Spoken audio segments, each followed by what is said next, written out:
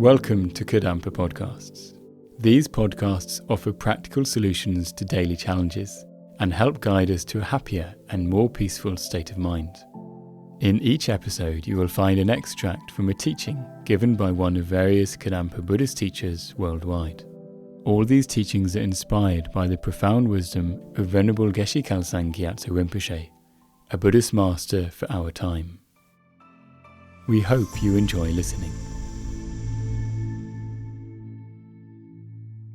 So this class was called Don't Worry What People Think. And we can spend hours of our life worrying what people think. Does it help? But it's like an addiction. Like we can't help it because we have this feeling that it does matter. Does matter what my boss thinks of me. Can we change that?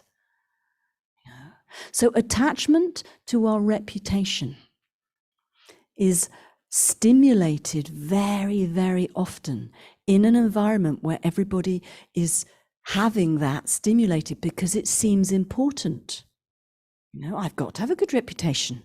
And so everybody is in there going, I need to be better than you because I need a good reputation. And then competitiveness is, without us even being aware of it, stimulated, encouraged, and then we become competitive and striving and feeling like it's really important. I'm seen to be the best. I need to, did you thank me? Am I praised? Am I, and it seems like that's almost impossible to do differently. But it is. But the only way we will do it differently, because delusions, which it is, it's a deluded mental factor.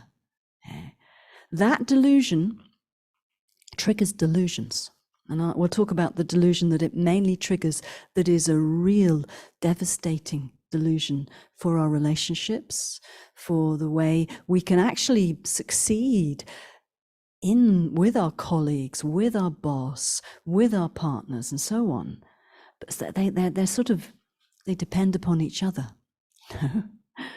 So the first one is we need to think about attachment. It is this underlying belief that something out there is the cause of my happiness and we desire it. Something out there, something external is the cause of my happiness. Now, it's very difficult to notice that we're thinking that, but that's what attachment does. You think something out there is the cause. Okay, my boss needs to like me. I need a promotion. My colleagues need to like me. I need to be seen to be brilliant and kind and effective and talented, or whatever it is. And we've got that need. And the way you can tell if you want that is because you're worrying about the opposite. My colleagues don't like me. My boss doesn't appreciate me. I think he thinks I'm this, that, or the other. And we begin to get anxious, worried, and our thoughts are like consumed by it. That is not a peaceful place to live, and it is also a lie. It's all self-created through the delusion of attachment that is whispering, I want you to be happy and successful and liked and secure and popular. All these things will make you happy. No, they won't. But we believe it wholeheartedly. And so we never counter this, or we don't check that it's not true, because popular people are still insecure. Popular people still worry about what they look like, still have these thoughts, but just more because they've got more people to worry about. We look at them, we think they must be happy. They're so successful, they're so promoted, people like them. Look at their relationship, it looks fantastic. Their family and so forth. We make up stories and compare ourselves. And in that comparison, due to this attachment, we become jealous and we feel, like we're inadequate by looking at others. And in an environment of workplace, that is really undercurrent. The undercurrent, if you allow it to get there, the undercurrent will be miserable. Okay? easy to develop. Because with attachment that wants success and praise and so on, and all those things, to be noticed, to be important, delusions can, it's easy but not definite, breed delusions. Like when somebody's angry, your partner's angry, and suddenly you weren't angry, now you're angry. Because they got angry with you, now you're angry with them. And you're, oh, it's fine, go away. And it's like, it's your fault. I was fine, and you came home. Your delusion, their delusion, triggered my delusion. It's not their fault. It's just a cause. It's just triggered. But if I didn't have that delusion, you couldn't trigger it. And if I guarded my mind, I wouldn't, and practiced patience, I wouldn't have felt like that. But we didn't guard our mind because we were probably a bit tired, and then we're triggered. In the workplace, we have to be prepared. So probably due to that environment, we have attachment to our reputation. If we're upset, if we think somebody thinks badly about us, if we're upset, it's attachment to reputation. Okay? So we don't have to feel badly because somebody thinks about us in a certain way. And often if you check, so this is a little bit of your homework because it's quite amusing, is that people may tell us in a fit of annoyance how they think of us in that moment, and we can feel offended.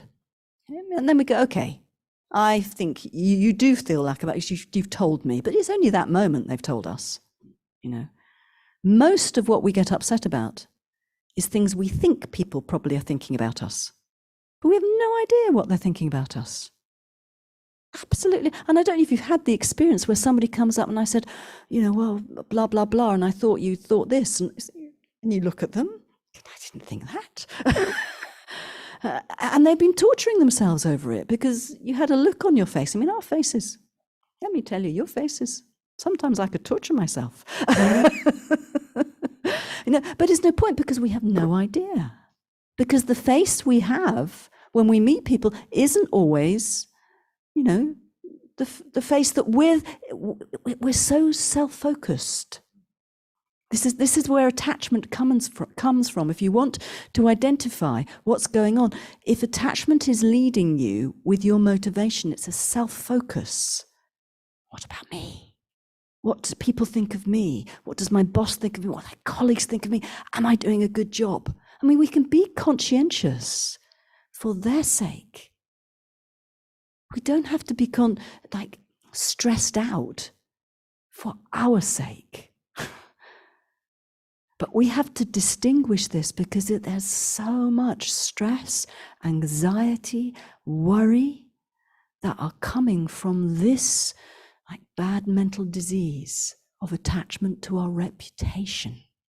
So the next,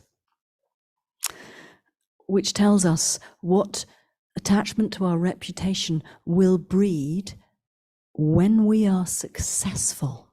And we're all successful sometimes. So the next bit of advice is, avoid all haughty, conceited, and proud and arrogant minds, and remain peaceful and subdued.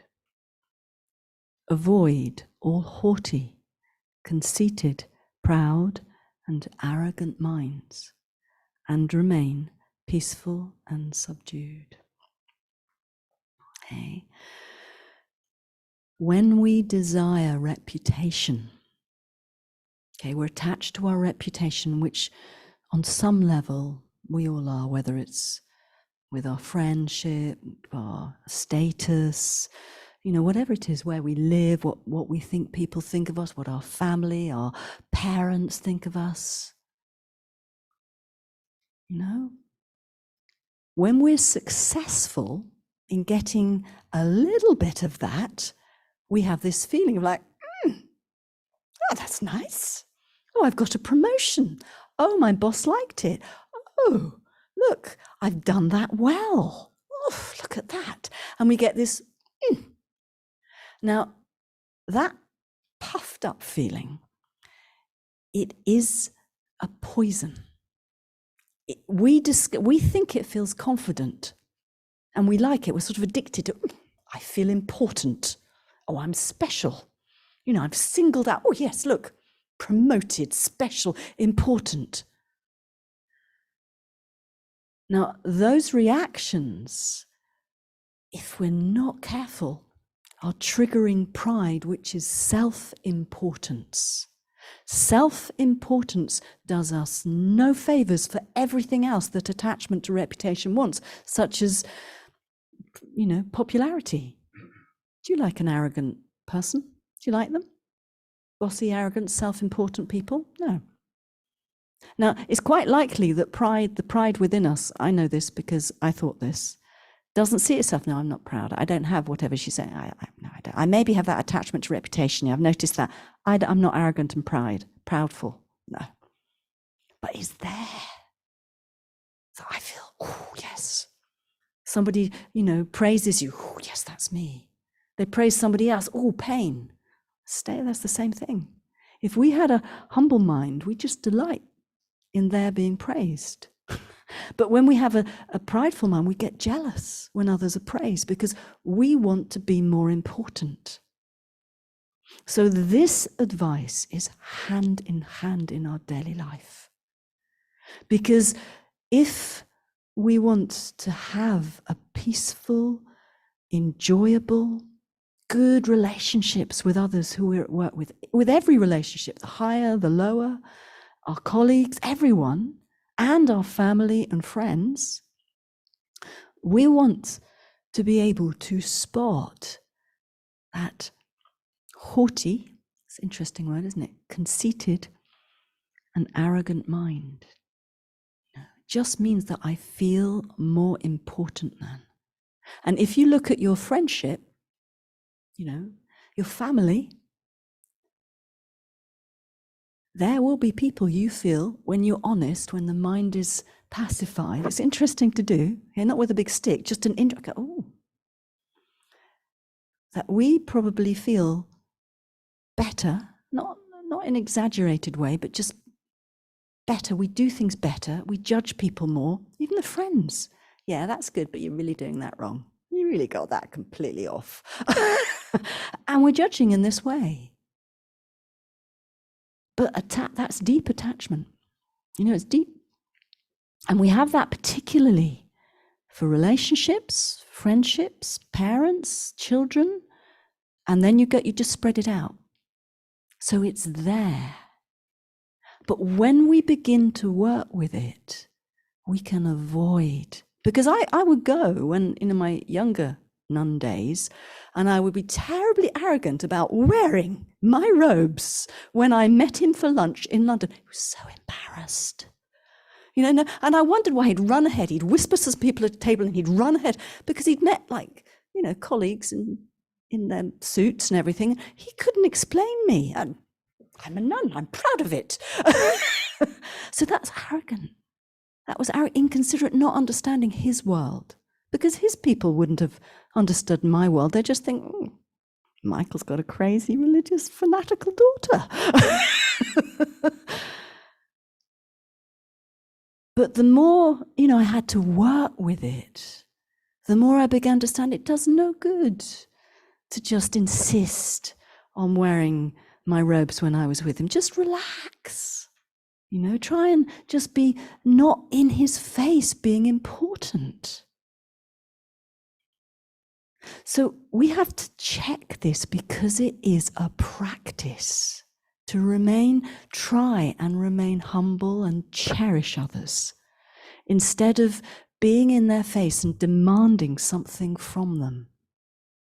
All we need to do is our best work to cherish them, not to be important, because we're getting paid for it actually. But also if we want to try and in the environment that we're in, cherish them humbly, be a good person, not force anything on anybody. They don't have to thank us. They don't have to notice us. I'm being paid to do this. I'm grateful for the job. Just as you don't have to thank me, I'm grateful that you're here because I get to hear myself speak Dharma, and if only I could remember it enough.